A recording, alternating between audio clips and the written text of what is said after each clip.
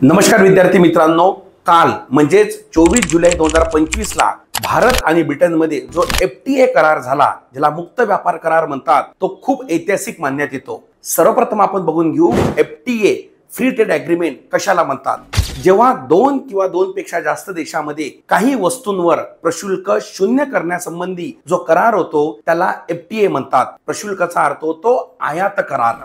यामुळे काय होते तर संबंधित देशांमध्ये वस्तू या स्वस्त होतात आणि व्यापार आणि रोजगाराला चालना मिळते। भारताचा ब्रिटन सोबत व्यापार हा सरप्लस म्हणजे अधिशेषाचा आहे। 2023-24 मध्ये भारताचा ब्रिटन सोबत व्यापार हा $21 बिलियन असून भारताच्या बाजूने अधिशेषाचा म्हणजे फायद्याचा आहे। आणि हा मुक्त व्यापार करार हा पुढल्या वर्षी ऍक्टिव्हेट होणार आहे। यामुळे भारतीय वस्तू ब्रिटनमध्ये स्वस्त होऊन हा व्यापार अजून वाढेल आणि सोबत ब्रिटन मधल्या ज्या विस्की आणि इतर ज्या टेक्नॉलॉजिकल प्रोडक्ट आहेत त्या सुद्धा भारतामध्ये आयात झाल्यामुळे भारतामध्ये त्याची उपलब्धता वाढेल। तो या दृष्टिकोनातून हा भारताचा युरोपियन देशासोबतचा अतिशय महत्त्वाचा एक पाऊल किंवा वाटचाल ही मानण्यात येते। थँक्यू।